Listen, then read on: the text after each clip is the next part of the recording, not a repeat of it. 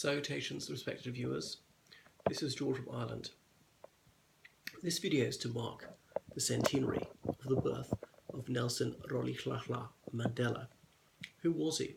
Well, he's best known for being the first black president of South Africa, indeed the first democratically elected president of that republic. So he's so famous because he did more than perhaps anyone else to bring an end to apartheid. Apartheid was a legal system of racist discrimination which pertained in South Africa for, well, at least 40 years, starting 1948, but there were elements even prior to that. He was born in the area of South Africa that's spelled Xhosa, but they really do have lots of clicks like in that language. So his father was a chief, and there were several chiefs. It looks like Xhosa, but I wonder if it seems faintly silly me doing the clicks. I don't know if I do them right. So Nelson went to school, and that was something which could not be taken for granted in South Africa in the 1920s, where a high majority of people were illiterate, particularly the black majority. Education was overwhelmingly for whites and a few Indians too. Remember, there was a small Indian minority in South Africa. When they said Asian in Africa, that in almost all cases meant Indian. There are a few Malays, or really of Indonesian stock, a few coloured people, that meant a mixed black-white ancestry. So his name was actually Rolihlahla. He went to school and his teacher said, "Your name is Nelson."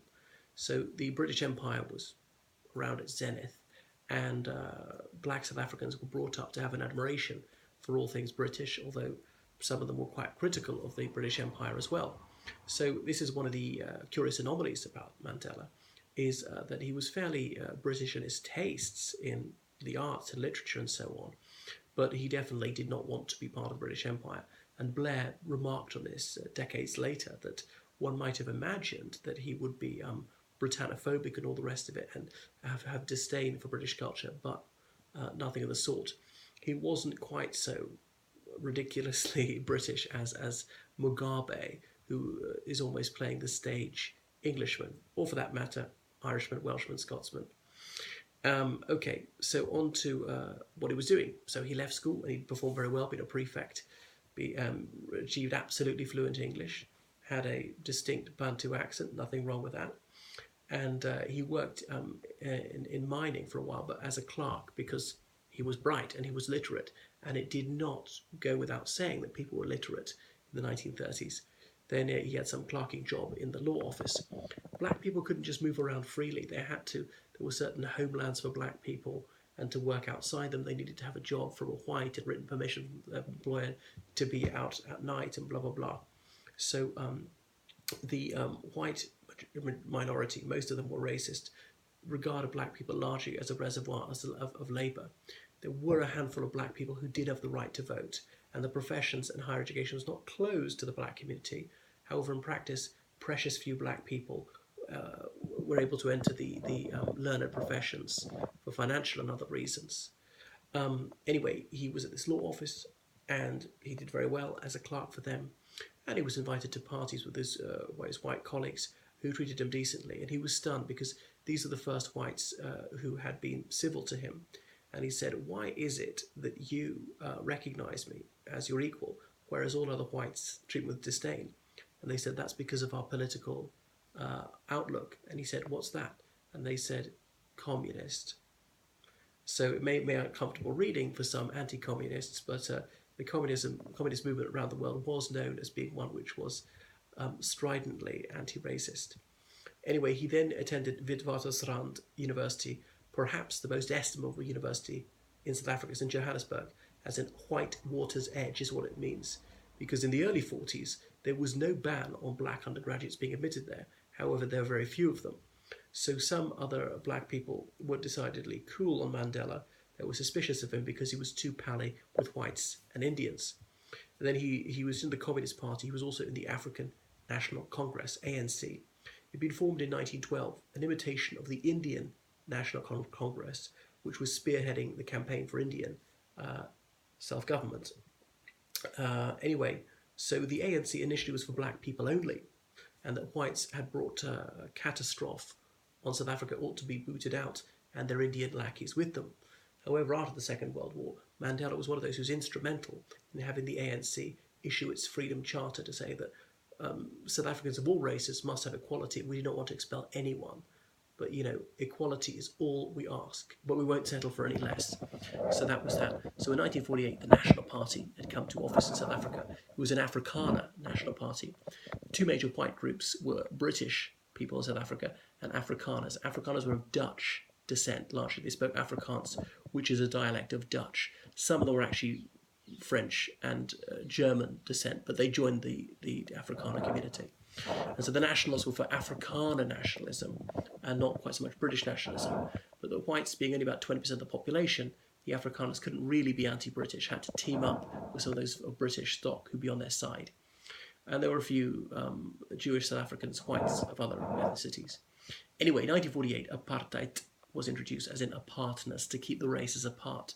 Not in a work situation, but almost invariably it was a white who was giving orders to people of the other races, and not the other way around. So it was a comprehensive system of racial discrimination, setting up Bantustans, Bantu homelands. The majority of black people in South Africa are the Bantu ethnic and linguistic family. Most sub-Saharan black people are Bantu. But there were some Khoi and San people who were of a different ethnicity. They tend to be much shorter, have a orangish complexion. I'm not being rude saying that. That's the plain truth. It's not bad, it's not good. It's indifferent, like any amount of melanin or skin tone. Anyhow, so the ANC had been campaigning for decades for the upliftment of the black community, and black people had very little room to live on, and so they simply built houses on land they didn't own, and then the white authorities would declare it to be a slum area, bulldoze it without compensation, blah, blah, blah. Outside Johannesburg, many poor black workers set up Soweto Southwest townships, but it wasn't just a shanty town. There were some several-story buildings there that were proper houses. So he was doing well in his law practice, and because he was a lawyer, he had a certain status, and some whites did not discriminate against him, blah, blah, blah. As I say, black people were not actually forbidden from practicing these professions. But the ANC in the 50s started a civil disobedience campaign, a rent strike, a tax strike, a protest, blah, blah, blah. The state brought in extraordinary security legislation. They infiltrated this movement with spies. They were arrested. There were spells in jail, da-da-da. He was married to his first wife, and she became a Jehovah's Witness. The Jehovah's Witnesses believe in refraining from political involvement and submission to oppression, blah, blah, blah. This world is of minor importance. One has to look to the next life. And the Jehovah's Witnesses in the 50s and 60s got huge donations from anonymous sources. It was an attempt by the South African government, and perhaps the CIA, to sap the will of the anti-apartheid movement by distracting people with religious activity. And his first wife became a fervent Jehovah's Witness. They drifted apart, they divorced. He married Winnie Mandela, with whom he had children. She was sent to prison whilst pregnant for peaceful protest. There were two Afrikaner wardresses, and these white women were very fond of her. After she's released from prison, they visited her for lunch. However, they never came again. They must have gone under pressure from their families not to do so. And that's one of the extraordinary things, that people suddenly recognising the humanity in each other and overcoming the racist prejudices with which they were brought up, because whites were often deeply imbued with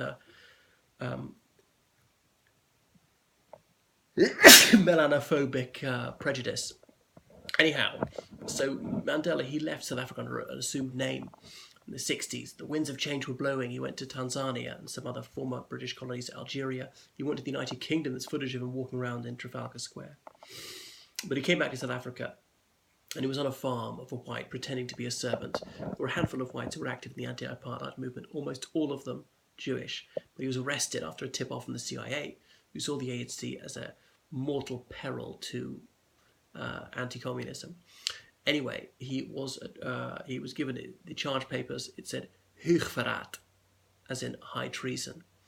The South African legal system is a curious blend of Romano-Dutch law as well as English common law. So the Rivonia treason trial, he spoke in his own defence: "My lord, I have fought against white domination and I have fought against black domination. I have hoped to live for a free and equal society, but this is a principle for which I am willing to die." However, it was delivered with a distinct lack of élan. Anyhow, He was found guilty, as he'd anticipated, and they were sentenced to life imprisonment. So they said they would not appeal. There was a possibility, if they appealed and lost, he could be raised to capital punishment. And some of the guards had taunted him that he would be topped, but he wasn't. He was sent to Robben Island, as in Seal Island, off the coast of South Africa. And people say he's a political prisoner. Well, that's not true. I mean, no, his cause was good and his enemies were wicked, but he was not in prison for his political beliefs. He was in prison for trying to overthrow the state and using force to do so. By 1962, when he was arrested, they'd killed very few people. They didn't really attempt to kill people. They did it by accident sometimes. They tried to blow up electricity stations and telephone exchanges at night when nobody was there. But that was that. They became a lot more violent in the 70s and the 80s. So he was in prison there for decades. Later he was on a prison on the mainland, but Robben Island's the one that sticks in the mind. And there were huge protests about him. Now there were thousands, perhaps tens of thousands of political prisoners across Africa. There were many blood-soaked tyrants. But Nelson Mandela would never say a word against them because of racial prejudice. Because if black people are slaughtering people of their same colour, that was entirely permissible, according to Mandela. If whites did it, it was a foul crime. And it was a foul crime. But I do believe in equality, and I don't care who does it. And yes, the South African government was brutal, and it certainly was racist. It was an unjust situation. There were at least two large-scale massacres, the Soweto massacre in 1978, the Sharpeville massacre in 1961. Torture was used on a fairly wide scale. All that's true. Don't diminish that. I'm just saying that one should also recognise that many of the anti-apartheid governments were also wicked. So the South African government deserved to be lambasted, as did many of its foes. And what's sauce for the goose is sauce for the gander. Anyway, so the South African government in the 80s found him such a headache. He was always brought up by people, foreign governments. Okay, can we let him free to refrain from politics? No, he wouldn't do that. Would we release him if he denounces violence? No, he refused to do that. Joe Slovo, a white ANC activist, had written "No Middle Way." So that was it. There would be no compromise. Apartheid must be fully dismantled. He wrote that in his response to the Soweto massacre. So finally, he set free in January 1990. There was a painful transition to full democracy in May 1994. It was unsure which way it was going to go. There was a whites-only referendum. 2/3 of the whites voted to abolish apartheid. And some of the reactionary whites attempted to scupper the whole agreement, tried to start a civil war between Zulus and other black people, and blah, blah, blah. Would the whole country split up? Would there be a separate white homeland? But none of that happened, but he took power. So he was very good in bringing apartheid to an end. He was dreadful for propping up tyrants in other parts of Africa, for denying other Africans the very liberty that he cherished in his homeland, selling arms to many other African countries. That's not very PC. And he was very magnanimous. He was fabulous at bringing about reconciliation. He even employed an Afrikaner secretary. But in some ways, he was a woeful president. AIDS spread hugely under him. Now, he didn't go around infecting people with it, but he didn't do enough in terms of public health. Warning people off. There was still dire penury for many black working class people. All sorts of things. There was corruption started, kleptocracy. It became the murder capital of the world. Of 190 independent countries, I believe I'm right in saying it had the highest murder rate in the world. By any standard, that is an absolutely horrific failure, and it's a terrible blot on his record.